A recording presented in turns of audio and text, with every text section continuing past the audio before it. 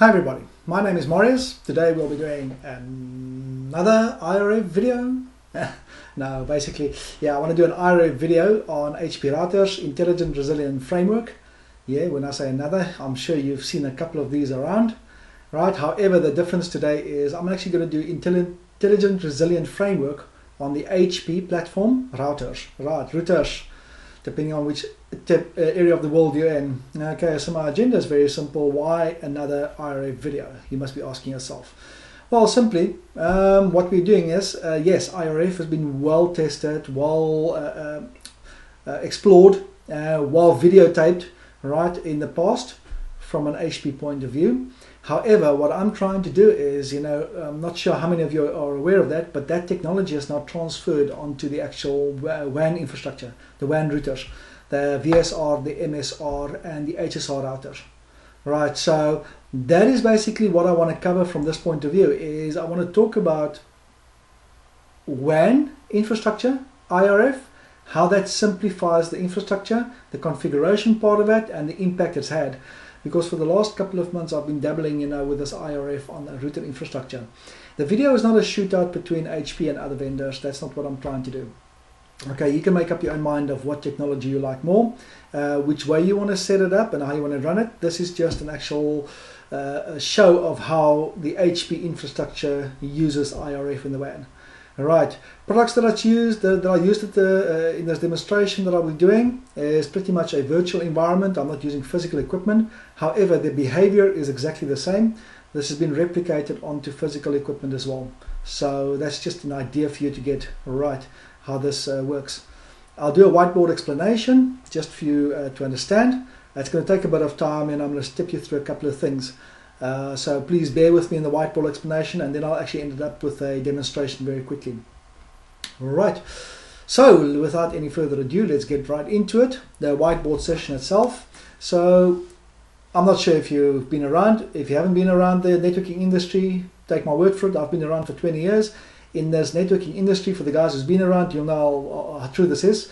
In the beginning, somebody came up with an idea and a concept of a hub. A hub. How does it come to routers? Don't worry, bear with me for a couple of seconds here. There's a concept here that I want to prove. Okay, so you got a hub. What they did is they connected a couple of PCs to it, right? And this hub was the most amazing thing since sliced bread, right, at that point. However, at some point they said to themselves, wow, we're running out of space here and these cables are getting really long. We can't get more than 100 meters. So what if we connected this to another hub here? Well, if we put another hub down there, what do we have? We have more capabilities for a bunch of PCs and things just got really, well, okay, what if we did this? We actually extended this to another hub. You know where I'm going with this, yeah? At some point, right, what happened to this whole infrastructure is they got a broadcast storm and this whole thing went down. Okay, so this is the networking industry. If you haven't been around for it long enough, you'll figure this out very quickly.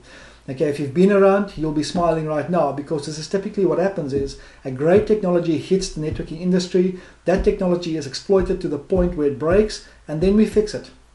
Okay, because what did we do here? We actually said, well, instead of the hub, what if we put a switch in place, right? And a switch over there and a switch over there.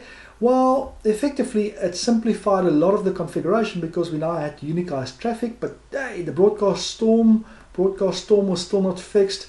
So what we started doing was we started connecting this to something called a router, right, with a switch, and we got to the concept of VLANing, right, VLANs. So I actually had broadcasting within the VLAN.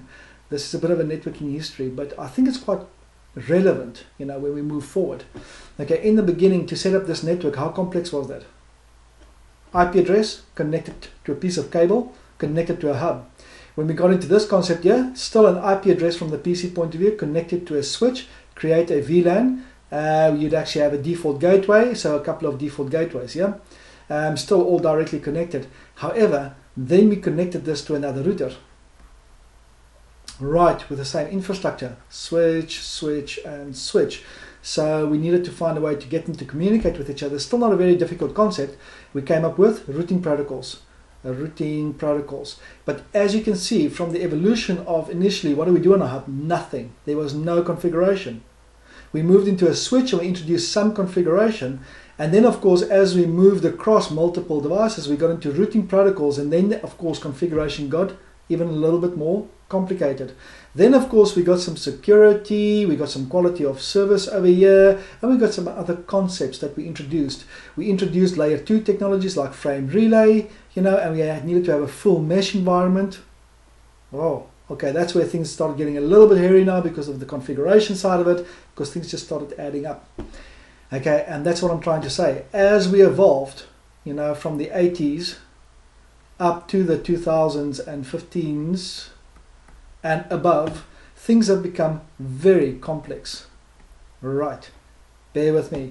The problem that I always see in this industry is that when we design these complex networks, we sit around like this. We sit around, you know, a table, and we make decisions, and we've got this whiteboard going on, and we say, well, what if we connect that router to that router, and we run this really netting.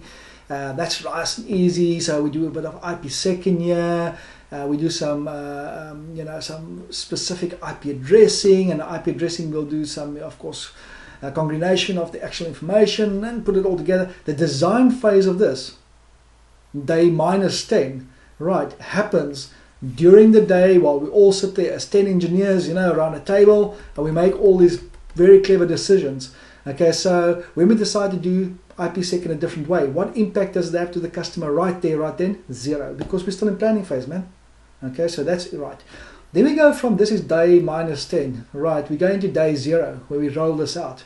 Okay, we've had lots of time to think about this, and we plan this, and this is just great, and of course then we roll this out. Day 0, this is implementation. Okay, what happens now? Okay, this is still under control because, you know, we still got rollback capabilities and so forth. So this is day 0. However, what I want to drive towards is what I found in this industry, and I've been around the block a couple of times, is day 21 is the nightmare. Day 21, 8 a.m. Monday morning, right, Monday, and network decides to croak, die. Right, die. So the network goes boom. Okay, so what do we have? Day 21, we've got live customers. Okay, so effectively now we're going to go into troubleshooting mode, and what you would find is that the capability to troubleshoot this network is directly related to two things. It's related to your engineer that really knows what he's doing, so a really highly rated engineer, and also the complexity of the network. Alright, so the more complex the network and the less capable the engineer, the higher the risk of the business. Okay, so those engineers that typically plan those things, hopefully they're still around, they understand it, and maybe this is like day 21, or maybe 6 months down the line, or maybe 2 years down the line. So what I'm trying to drive towards is I'm trying to see how this complex infrastructure has a direct impact on troubleshooting capabilities in the future. And this is something that I have picked up over time. So I said I've dabbled around, okay, the IRF technology and with HP. And if I have to basically summarize everything into one word, I would say it is to simplify the infrastructure. I'm not going to write that whole word, but it made it really simple. Okay, so this is what I want to summarize, you know, with IRF in the WAN. Okay, let me prove my point. What I'm going to do is I'm going to the whole time look at a one router versus the two router environment. Right, so what is the complexity behind 1 versus 2? Okay, so as you should know, or if you don't know by now, the Intelligent Resilient Framework effectively takes 2 routers and combines them into 1. So effectively what it happens though is what it does this, it has 2 control planes with the 2 routers combined with 1, right? Sorry, that's 2 data planes, data plane 1 and data plane, that's router 1, router 2, and it's got 1 control plane, and this is IRF. Okay, so you have 1 router with 2 data planes, 1 control plane. Okay, and I want to show you the impact of that, and throughout this session, basically this video, I will show you the differences between them.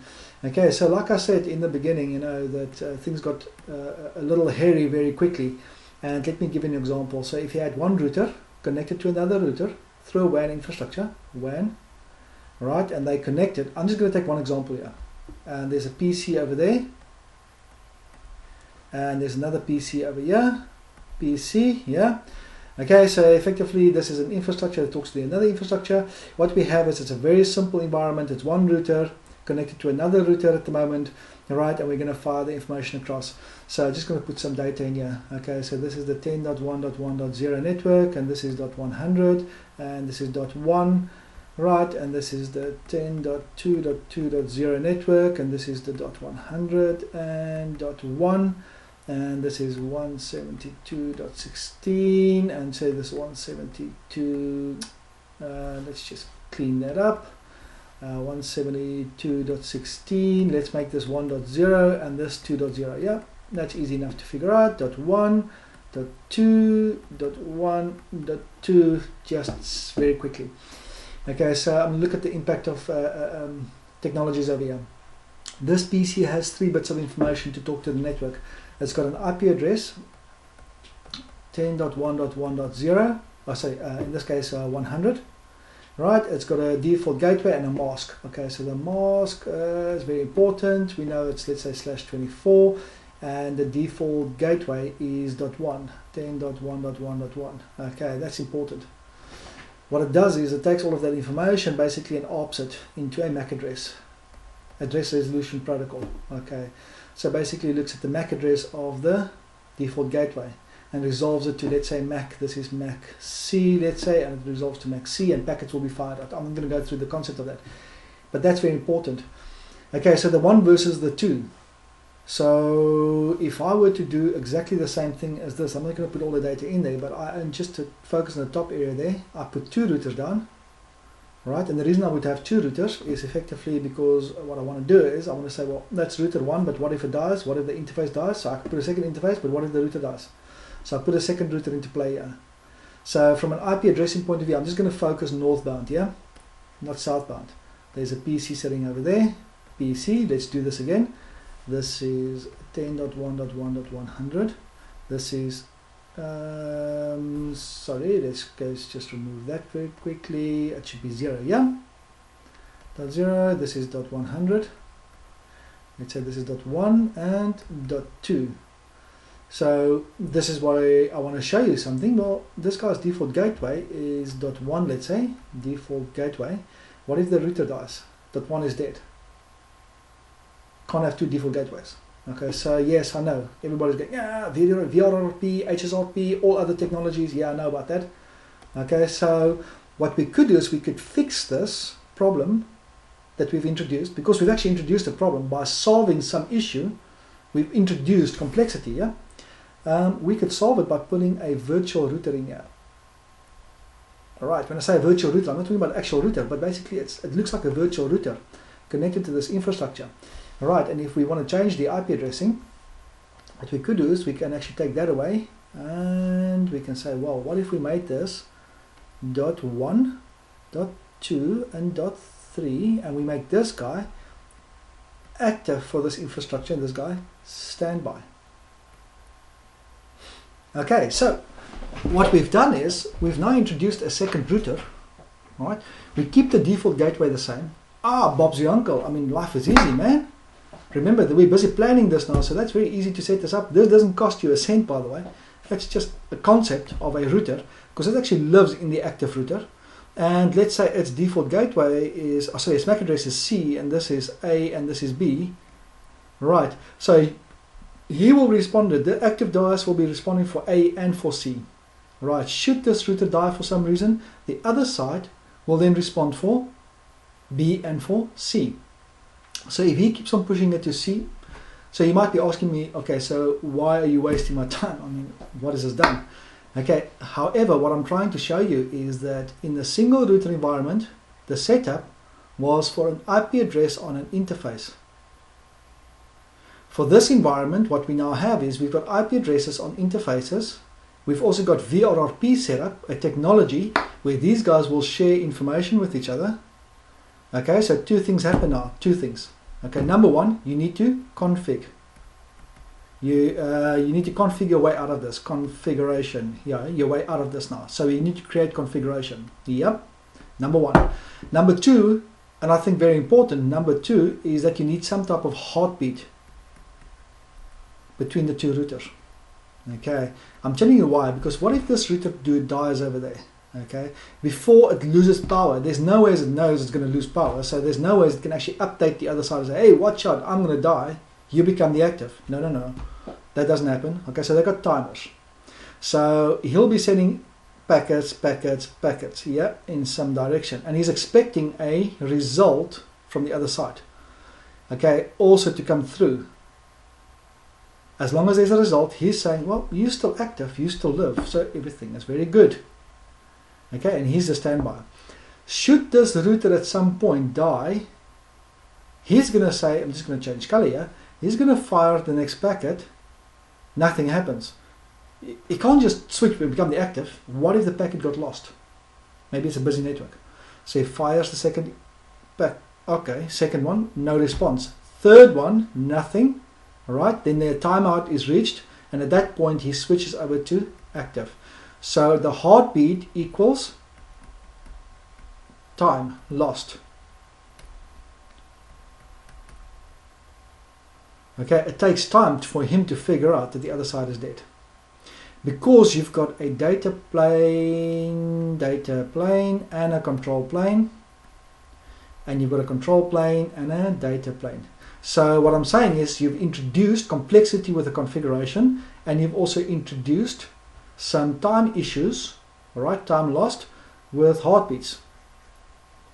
So what people start to do is there's some default timers, they start to decrease the timers. But by decreasing timers, you are increasing the risk factor of the actual network, where you could actually have flapping infrastructures. This is very common in OSPF. Okay, so you can see what I'm trying to show you is by introducing a second router, the amount of complexity I've introduced here. Because now the next thing that happens, I'm not finished yet by the way, okay, is now you look at this interface, this guy over there, he looks at this and says, okay, fine, I'm connected to the WAN. Right, let me just scroll down a little bit. This is just for direct fault detection. This is still the easy part, right? So what if we actually had the two routers living over there, right, with a network infrastructure in the background like this, and this guy's connected to the WAN, and connected to the WAN, and to the rest of the infrastructure. So in real life, this is what we see. We see a physical device connected to a physical device, and in the lab we'll set this up because this will typically be a switch or it will be a router or something like that, and we kill this interface, and man, this just works well because this guy directly sees that this network is down and basically kills the interface and switches over and tells the other side everything's good. However, in real life it doesn't work this way, because in between you've got DSLAMs, you've got some other technologies, layer 2 technologies, which could actually keep this link up, but data is down. So now you have to start introducing new technologies and so forth for these two. So you have to start tracking the interfaces. So for VRRP, all right, what you have to start doing is you have to start tracking either an IP address or something, or vice versa. You have to start looking at more than just this physical link. So there's a whole lot of packets being sent across this infrastructure to make sure that things are still working. Just so that you could know that there is a way for you to switch over, so this guy becomes the active, should something die in this line here. So you'll be sending a whole lot of data. That just pushes up the complexity. I know we solved some issues. I know we solved the scalability issue, all right, with the second router. However, if we had a single router with two links, okay, to the WAN infrastructure, what we would have is we would have a routing protocol running in between this to sort all these things out. But because we've now suddenly introduced VRRP needs to know when to switch over to the second router. We have to do a whole lot of tracking and so forth. Okay, so this is what I'm trying to show you. This is just one technology. It's the default gateway of the PC. I haven't even started talking about your security, quality of service, etc., etc., etc. that gets on added here. And all of those things are already complex by themselves on a single router infrastructure. But as soon as you introduce a second router, right, then things just go absolutely, from a complexity scale, off the chart, right? And that's where the big engineers walk in and they solve your problems here. Okay, like I said, this is all manageable because what we'll do is We will go and build this in a lab beforehand, all right, and we have nice time, let's call it white time, where we sit around a whiteboard and we actually design this network. However, day 21, you have to figure out which one's easier to troubleshoot, that network or this network.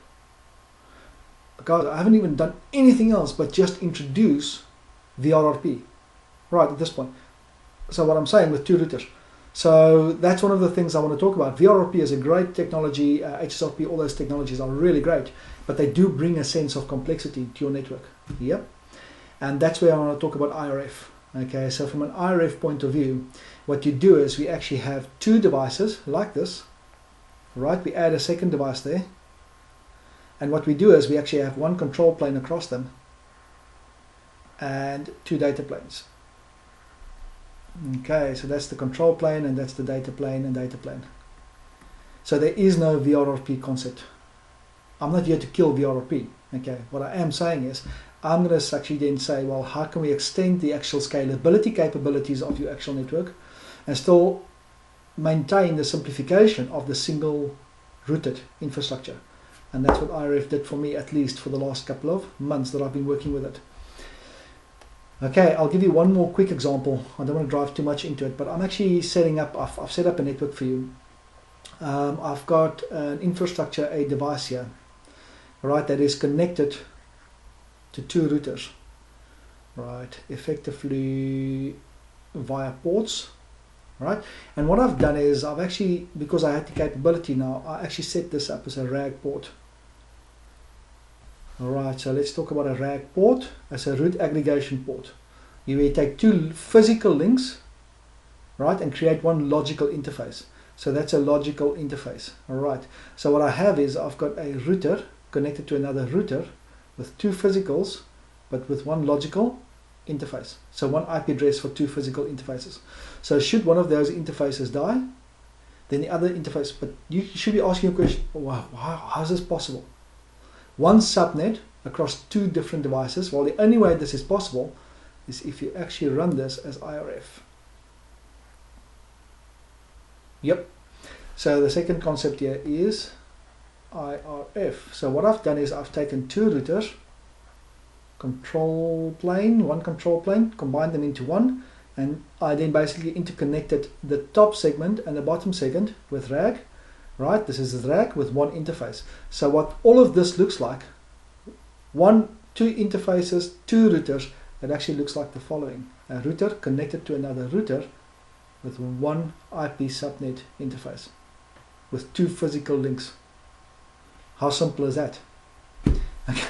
I've just gone further and I've created a WAN infrastructure, and what I'm saying is from the WAN infrastructure, I can't control what happens in the WAN, either in or out. So basically what I'm going to do there is I can basically control what goes out of my network into the WAN, but not what I receive. And what all I receive I can ask them, but I typically have to take the data.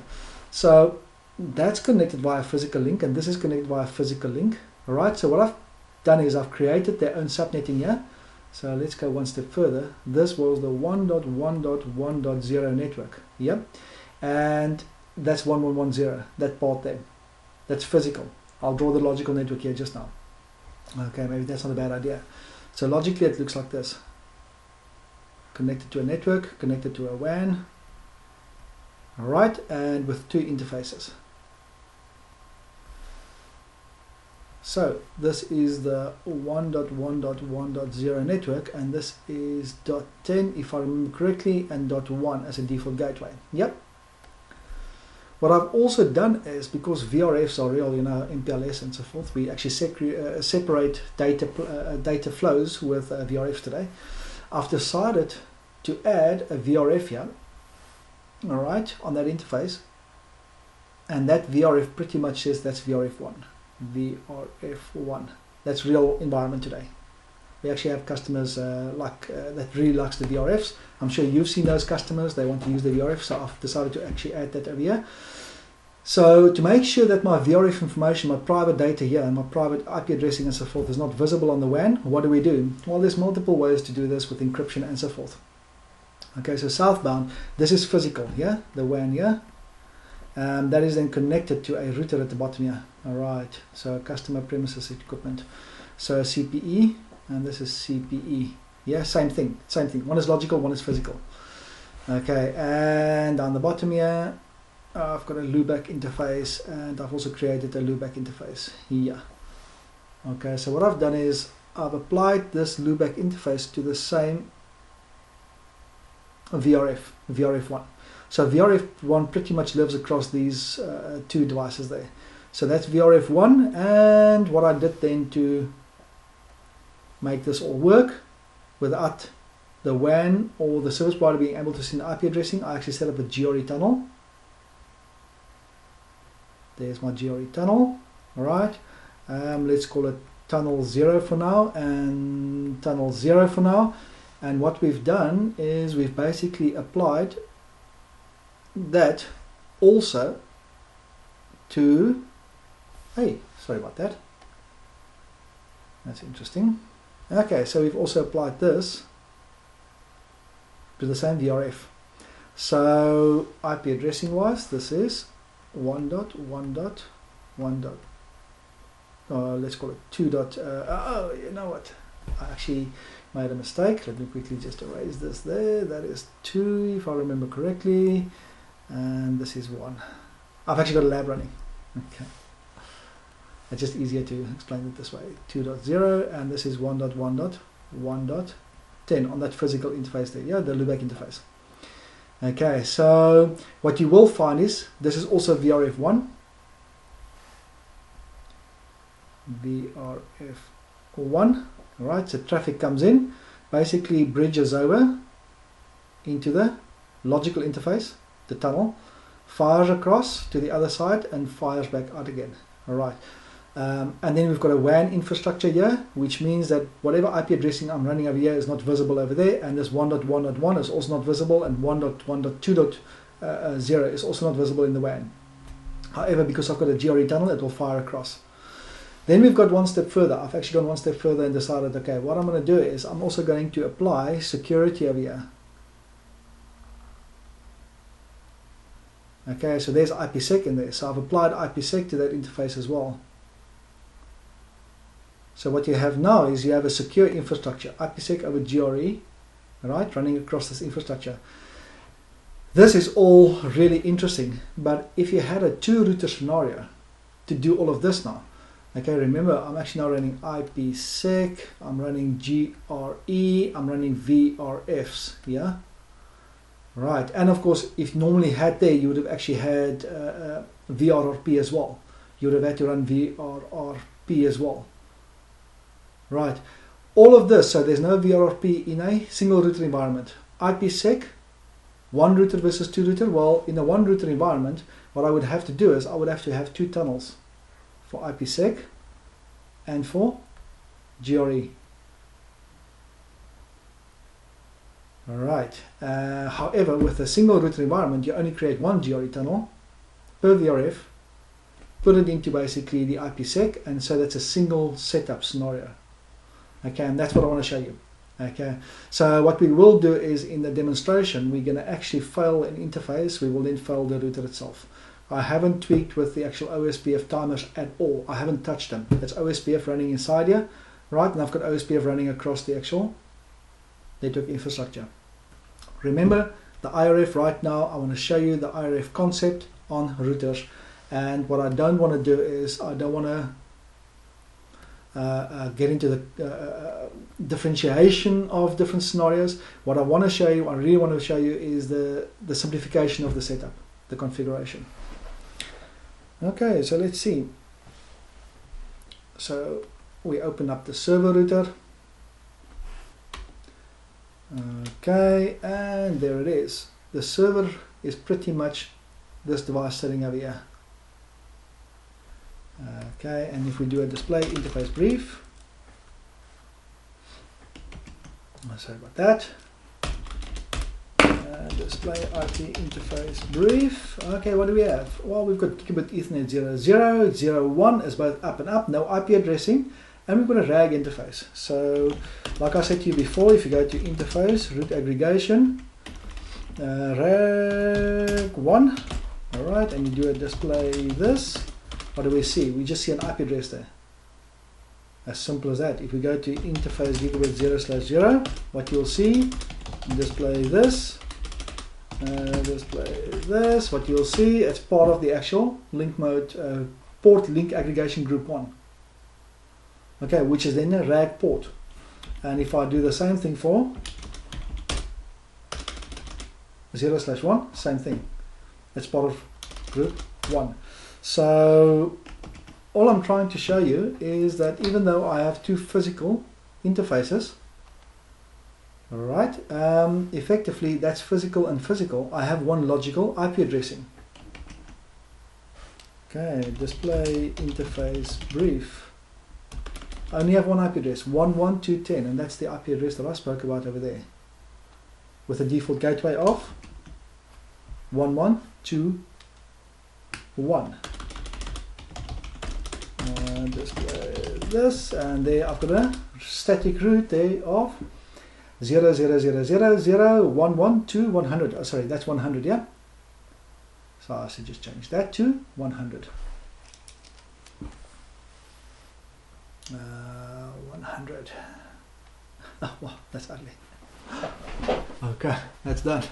Brilliant. Okay, so that's just the default. So this is physically two interfaces. So should an interface die, what's going to happen is you'll see that it will still have a physical inside the group, which means that it's still routable, and that'll work well.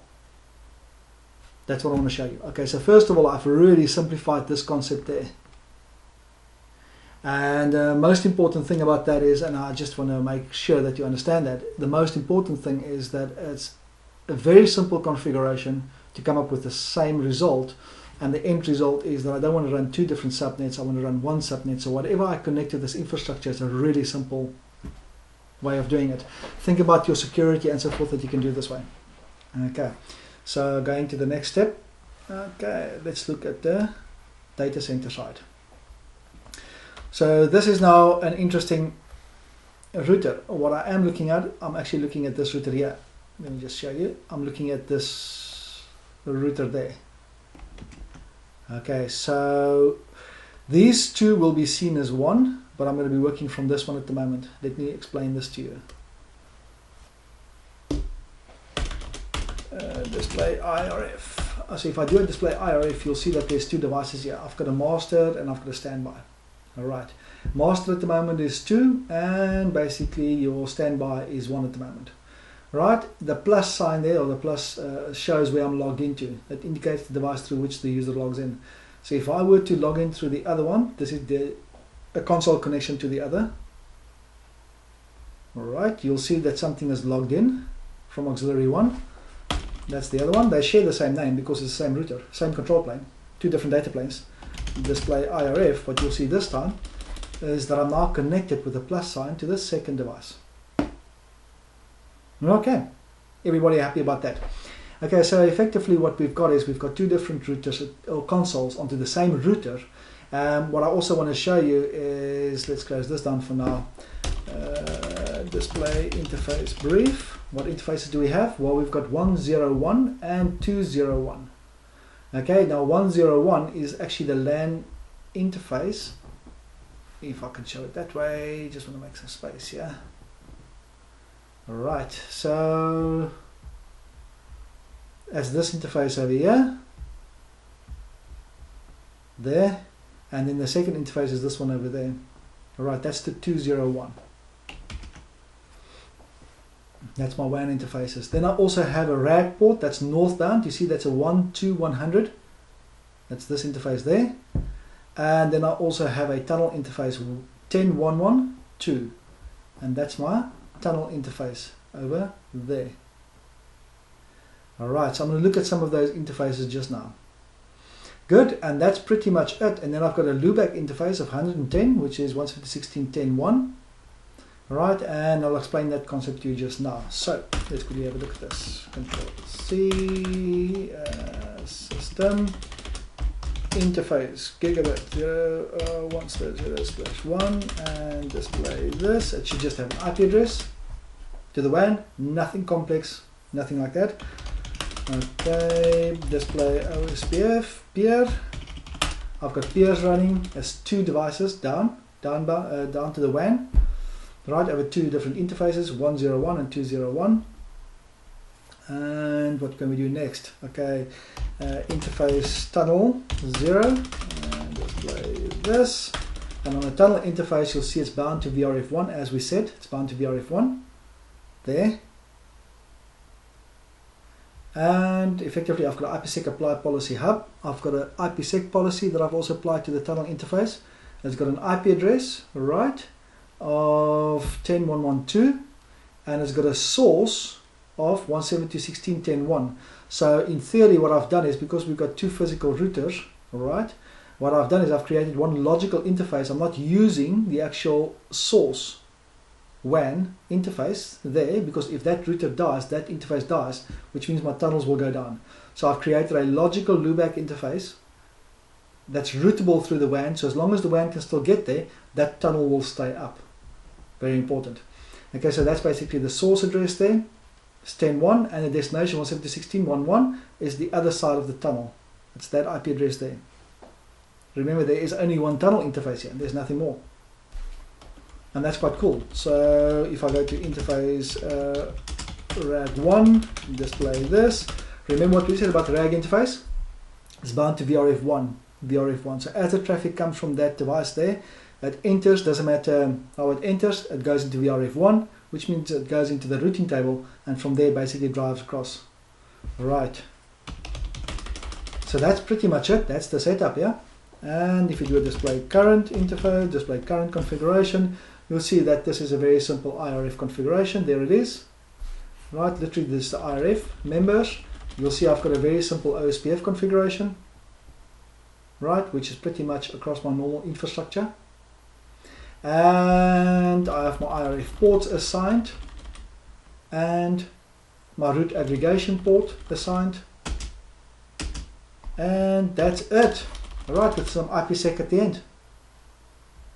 That's to make this whole thing work. Two routers combined into one. No VRRP. All my IPsec runs through one GRE tunnel, right? With one VRF, and the VRFs are assigned. That's a really simple configuration. So if I look at the customer edge now, there it is, and display IP interface brief. What we have there is once again 8 gigabit Ethernet 00, 152.16.11. That's the northbound interface there. Right, I've got a loopback 10, basically that's the one I said at the bottom there, 11110, and I've also got the 1.1.1.1, that's just for router itself, that's a global loopback just for router ID in OSPF, and I've got a tunnel interface 10.1.1.1, which is the other side of the tunnel interface. That's the configuration. There's no two tunnels here, there's only one tunnel, because to this router, there's a spoke, it looks like there's only one northbound router, not two. He doesn't know the concept of two. And by the way, this could be any vendor, yeah? It doesn't have to understand IRF or anything like that. The IRF is a local relevance only between those two routers that form the IRF stack. Okay, so display IK SA. Okay, I've got IK running at the moment. This is something that's very normal in IPsec.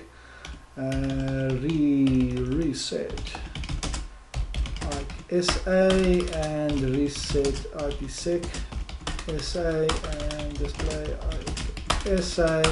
This is something that we normally do very often, is to make sure if there's a bit of a hiccup, then things go wrong. We typically reset the IPsec. Display IK SA. Okay, there's none there at the moment, so that's quite cool. But it's still best practice to reset, yeah? IK SA and reset IPsec SA. Okay, so throughout this demonstration, I want you to focus on a couple of things. First of all, if you look at the configuration, display current configuration, this is a really simple configuration. It's got basic OSPF northbound into the WAN infrastructure. It's got a couple of serial interfaces. There's a loopback interface, of course, for local significance, 1111. Loopback 10, that's just to terminate the VRF. Right, interface gigabit Ethernet 00, that's an IP address to the LAN. I've got a tunnel interface. Look at my tunnel interface, how simple that is. Right, I've got it bound to VRF1, that's normal with IPsec for basically my IPsec apply policy. It's got a source interface, which is my WAN interface. It's got a destination of the loopback interface, which is 10.1. And that's the whole configuration. Okay, with a bit of security. So in theory, what I should be able to do is ping minus VPN instance inside the VRF 1. I want to come from my source address of 1.1.1.10 going to a 1.1.2.10. Okay, and if everything goes well at this point, yeah, that worked pretty well. If you now do a display IK SA, you'll see that there's IK now negotiated, display IPsec SA brief, and you'll see that's also running at the moment. The one thing I want to do is that you'll know that every time this SPI, if there's a change in the network, the LAN, the WAN, whatever part, if there's connectivity issues, or the tunnel goes up and down, whatever the case may be, this is renegotiated.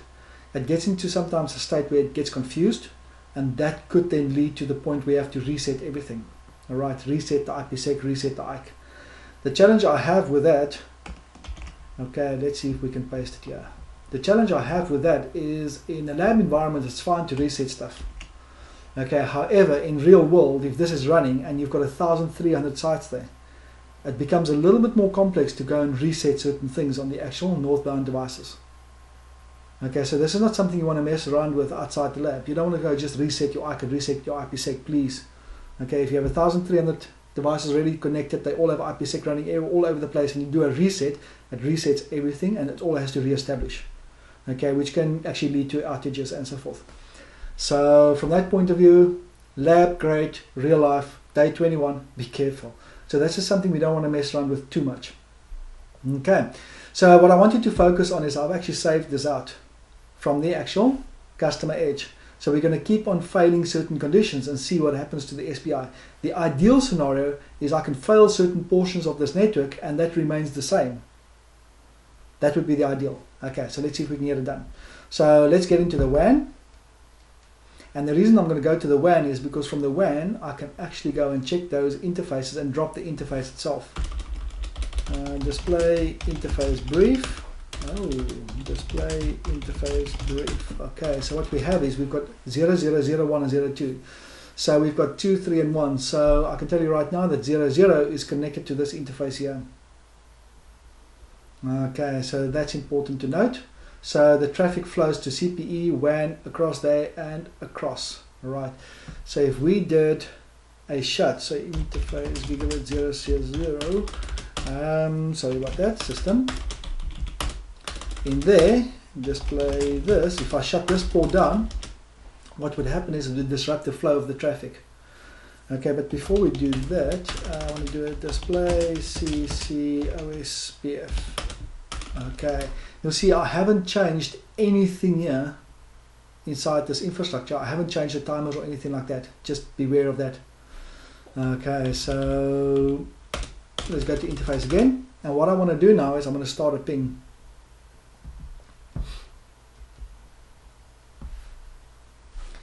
Okay, let's see. Ping 1.1.1.10. Let's make sure we can ping it. Yeah, that's really good. Okay, so ping. Let's just make a continuous ping there. Okay, so that guy's now pinging. Let's go to this interface. So what I'm about to do is I'm about to shut the main active link. Boom. Okay, as you can see, I want to focus a little bit on this. You didn't see any downtime, yeah? 0 packet loss. 99 packets received, 99 packets transmitted. Okay, so there was no downtime. That's important to note first of all. But I also want to show you, let's do an undo shutdown here. And in the background needs to start up again so I can get OSPF back to a stable state. Okay, basically what this guy saw was the physical state on the interface went down, the WAN interface went down, so it went down, and OSPF lost connectivity on that interface. Right, that's from the WAN point of view. I'm done with WAN, by the way. If I look from a data center point of view, right, this is the information we know. We have interface went down, right, changed from full to down, that's your OSPF. Right, and of course now the interface is coming back up again. So there's nothing on OSPF funny or anything like that because there's still one link connected. There's no tunnel interfaces that died here. Okay, the tunnel didn't go up and down. The SAs didn't renegotiate. Nothing like that. Okay, for IPsec. So in theory, you'll see now OSPF has gone back to full again. In theory, if I look at the customer edge, right, nothing's happened over here. So everything is still running perfectly because we actually have one tunnel interface, because a tunnel didn't go down because of the physical connectivity.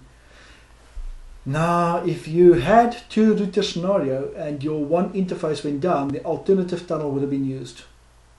It had to, because that's the only other routable device, right, or link or way.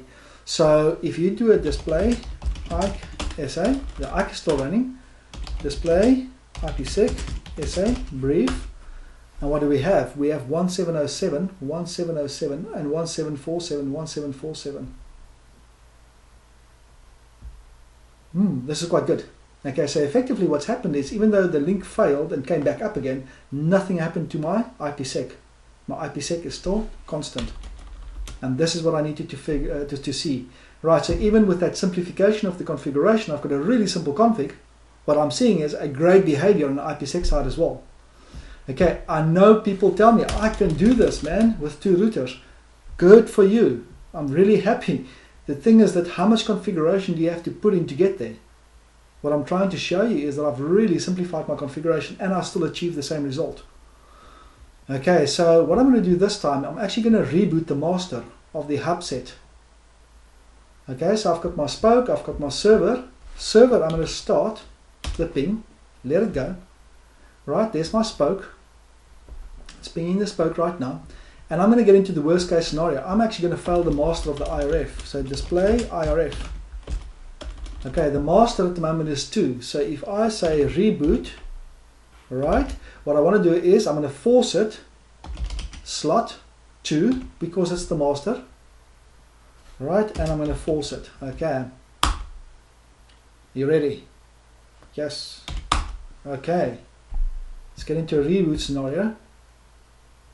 I'm actually rebooting the control plane here. Okay, brilliant. This is what I want to see. Control C. Okay, what have we seen? 181 packets received, 101 transmitted. So did nothing, even though there's physical interfaces that went down, because I still had an alternative route.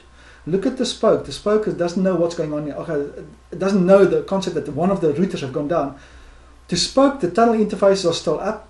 To this guy, all that's happened at the moment, I'll just restart the ping if you want me to. Alright, you'll see as it restarts that there will be no hit on this at all.